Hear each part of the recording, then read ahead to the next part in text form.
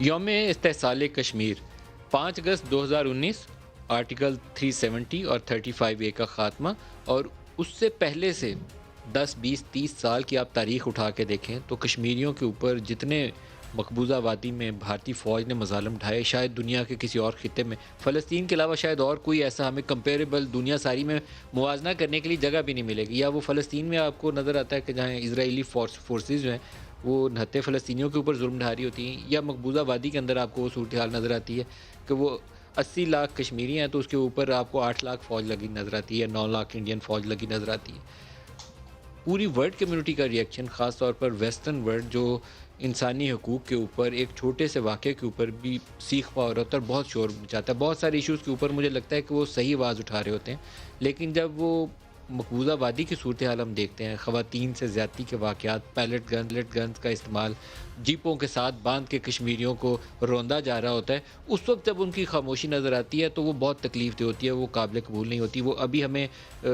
فلسطین میں بھی نظر آیا، جب یروشلم کے اندر وہ نہتے فلسطینیوں کے اوپر ظلم ہو رہا تھا تو اس پہ بھی ویسٹرن ورلڈ کا معیار کچھ اور تھا۔ اس وقت ان کو یہ نظر نہیں آتا کہ مسجد اقصیٰ کے ارد گرد وہ جو نمازی کھڑے ہیں ان کے اوپر کس طریقے سے ظلم و بربریت کی جا رہی ہے۔ یہی صورتحال بھارت کے اندر بھی موجود ہے، لیکن پاکستان کی خارجہ پالیسی کا محور تھا یہ کشمیر ہماری شاہ رگ اور کشمیر بنے گا پاکستان۔ جب سے پوری اس قوم نے آنکھ کھولی ہے، ایک ہی نعرہ سنتے آئے ہیں اور وہ نعرہ سب کے دلوں کے بھی بہت قریب ہے۔ ان 2 سالوں میں کیا ہم مؤثر طریقے سے وہ آواز دنیا میں اٹھا سکیں؟ میں نے کل ایک فورن پالیسی میگزین کے ایک آرٹیکل کا حوالہ دیا تھا کہ جب 2 سال پہلے 5 اگست 2019 کو مودی نے یہ اقدامات اٹھائے تو اس وقت ایک تاثر یہ تھا کہ ویسٹرن ورلڈ بہت زیادہ اس کے اوپر ریئیکشن دکھائے گا، اور ڈپلومیٹک سطح کے اوپر جب بھی مذاکرات ہوں گے، جب بھی بات چیت ہوگی تو اس میں یہ ایک ایشو آیا کرے گا کہ آپ UN ریزولوشنز کے ہوتے ہوئے آرٹیکل 370 یا 35A کو چینج نہیں کر سکتے۔ لیکن وہ کچھ ہوا ہی نہیں۔ اس نے موسٹ ریسنٹ وزٹ تھا US نیشنل سیکورٹی ایڈوائزر کا، جو ابھی 2 4 روز پہلے ہی کنکلوڈ ہوا، تو انہوں نے کہا اس میں بھی شاید انڈور میٹنگ میں ڈسکس ہوا اور پبلکلی اس کے اوپر کوئی آواز نہیں اٹھائی گئی۔ تو یہ ہماری کمزوری اور ناکامی ہے۔ مسلم ہمارے ساتھ OIC کے ممالک بھی نہیں کھڑے، سعودی عرب، اور ہم بڑا اپنے دل کے قریب رکھتے ہیں UAE سے اپنے ریلیشنز کو، بہت ساری پاکستانی کمیونٹی بھی وہاں کام کرتی ہے، لیکن مسئلہ کشمیر کے اوپر جتنی مضبوط آواز ہم ان سے سننا چاہتے تھے وہ آواز ادھر سے بھی نہیں آئی، ویسٹرن ورلڈ سے بھی نہیں۔ اور امریکہ نے تو اپنا نیا اتحادی کافی عرصے سے چن چکے ہیں۔ وہ افغان وار کی وجہ سے وہ ہمارے قریب آتے ہیں تو ہم ان کے نان نیٹو الائی بن جاتے ہیں، فرنٹ لائن الائی بن جاتے ہیں، اس کے بعد جب وہ ضرورت ختم ہوتی ہے تو پھر